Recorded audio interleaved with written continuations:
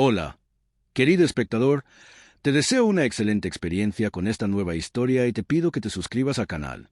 Episodio 1. La cena que no debía significar nada. Hola, soy Daniel, tengo 28 años y vivo en un barrio tranquilo a las afueras de la ciudad. Trabajo como técnico en mantenimiento, arreglando desde puertas que no cierran hasta máquinas que nadie más quiere tocar. Mi vida es bastante simple, rutinaria, y en ese momento venía de una decepción que me había dejado sin muchas ganas de hablar con nadie ni de conocer a alguien nuevo. Esa noche, mi amigo me invitó a cenar a su casa. Insistió tanto que acepté, más por no quedarme solo en el departamento que por ganas reales de ir. Cuando llegué, la mesa estaba llena, risas, platos calientes y conversaciones que no me interesaban demasiado. Yo solo pensaba en comer e irme temprano.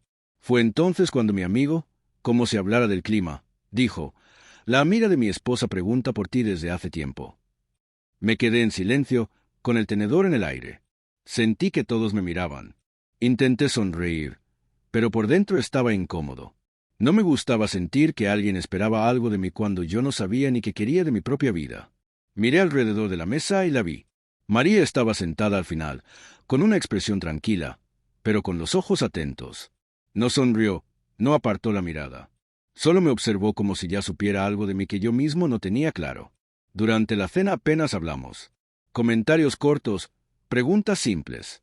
Ella me preguntó a qué me dedicaba. Yo le pregunté si trabajaba o estudiaba. Nada profundo, nada especial, pero había una tensión suave en el aire, como si los dos estuviéramos midiendo cada palabra antes de soltarla. Cuando la noche estaba por terminar, salimos al balcón para tomar aire. La ciudad sonaba a lo lejos. María me dijo que no solía preguntar por nadie, que no era su costumbre. Yo le respondí que tampoco solía aceptar invitaciones a cenas. Nos miramos y, por primera vez, sonreímos de verdad. No intercambiamos promesas ni planes. Solo un cuídate antes de irnos. Mientras caminaba de regreso a casa, sentí que esa cena, que no debía significar nada, había dejado una pregunta abierta en mi cabeza. Y por primera vez en mucho tiempo, no me molestaba no tener la respuesta. Episodio 2. Mensajes que llegan en el momento equivocado. Pasaron 2 días desde aquella cena, y yo seguía pensando en María más de lo que quería admitir. No había pasado nada extraordinario, solo una conversación corta y una sonrisa sincera, pero algo se había quedado conmigo. Volví a mi rutina, al trabajo, a los ruidos de las herramientas y a los clientes impacientes, tratando de convencerme de que era solo una impresión pasajera. Una noche, mientras cenaba solo en mi departamento, mi teléfono vibró. Era un mensaje de un número que no tenía guardado. «Hola, soy María. Quería agradecerte por la charla del otro día. Fue agradable». Me quedé mirando la pantalla varios segundos antes de responder. Dudé, no porque no quisiera hablar con ella, sino porque sentía que no estaba listo para empezar algo que no sabía dónde podía llevarme. Le contesté algo simple, que yo también lo había pasado bien. A partir de ahí, los mensajes empezaron a llegar de forma natural. Hablábamos de cosas pequeñas, de cómo había sido el día, de la música que escuchábamos camino al trabajo, de los lugares que nos gustaba visitar cuando necesitábamos estar solos. Poco a poco, sin darnos cuenta, las conversaciones se volvieron más personales. María me contó que venía de una relación que la había dejado desconfiada, con miedo de volver a ilusionarse. Yo le hablé de mi sensación constante de estar estancado, de no saber si el camino que había elegido era realmente el mío. No eran confesiones profundas, pero sí honestas, como si estuviéramos probando hasta dónde podíamos abrirnos sin salir lastimados. Una tarde, después de un día pesado, le propuse vernos para tomar un café. Envié el mensaje y dejé el teléfono sobre la mesa. Pasaron minutos, luego horas. No llegó ninguna respuesta.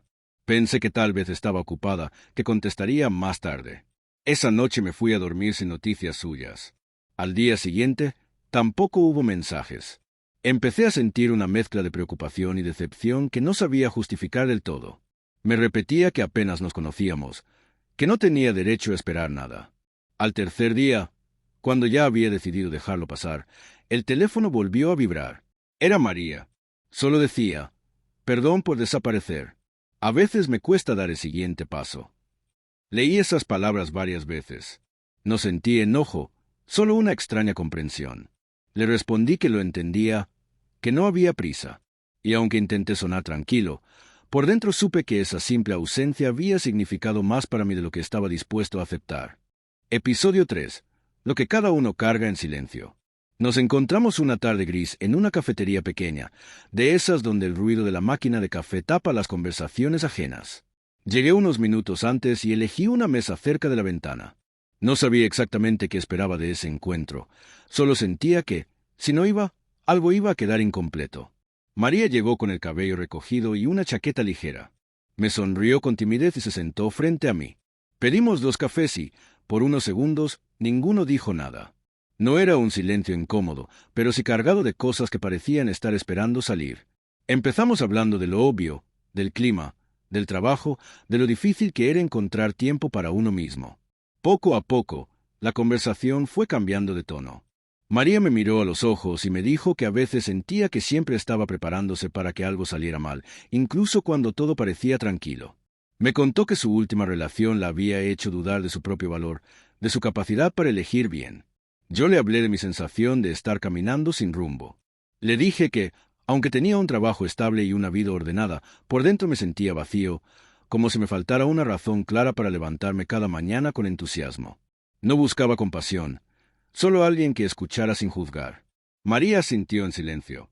Sus manos rodeaban la taza caliente, como si necesitara ese calor para sostener lo que estaba diciendo.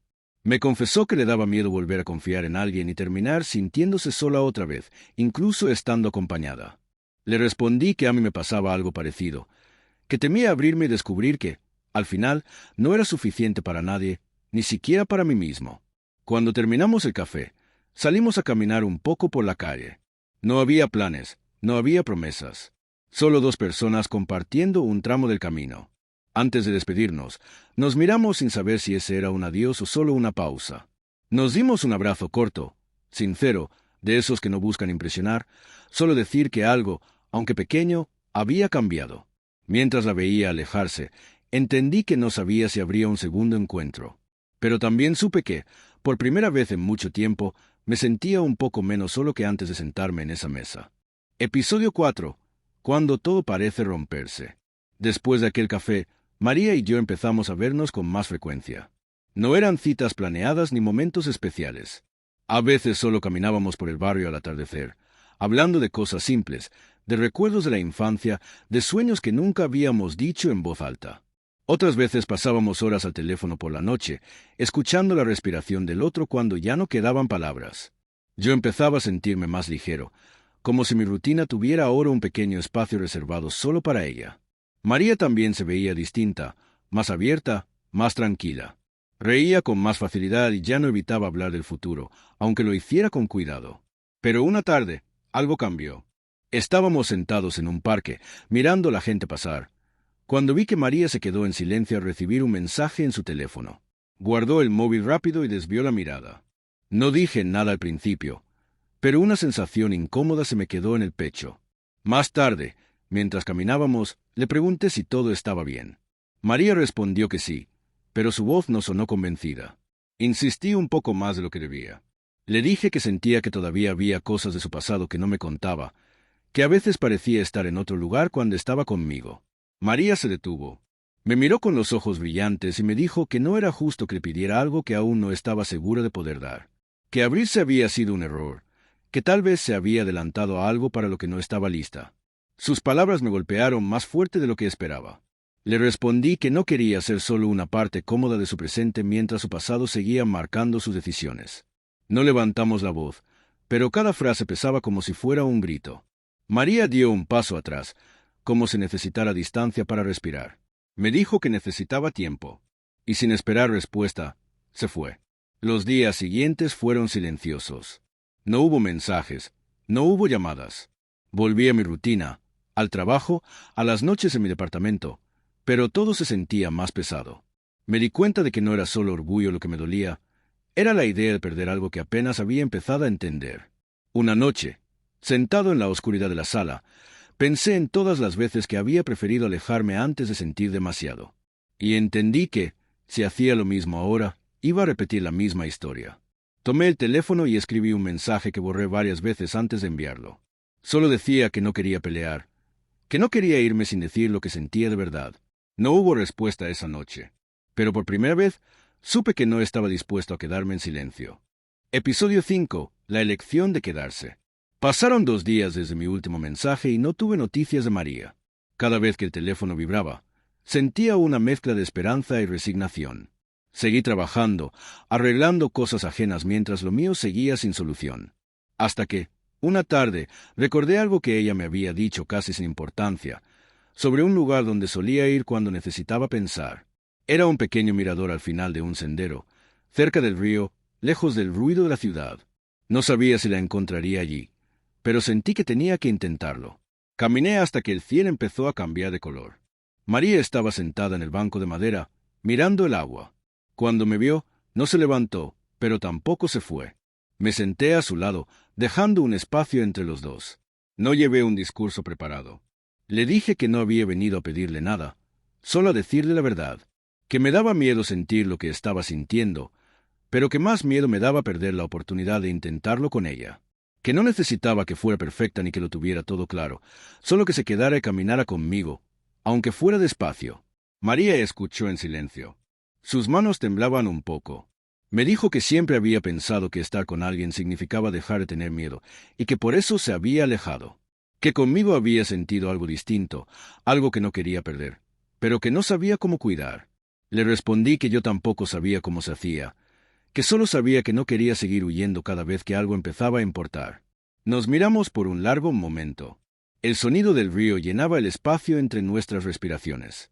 María fue la primera en acercarse. Tomó mi mano con cuidado, como si fuera algo frágil. Me dijo que quería intentarlo, sin promesas grandes, sin planes lejanos, solo eligiéndonos día a día. Caminamos de regreso juntos, hablando de cosas simples, como si el mundo no hubiera cambiado, aunque para nosotros lo había hecho. Esa noche no hubo finales de película ni palabras grandiosas. Solo dos personas entrando por la misma puerta, sabiendo que, por primera vez, no querían salir por caminos separados. Den,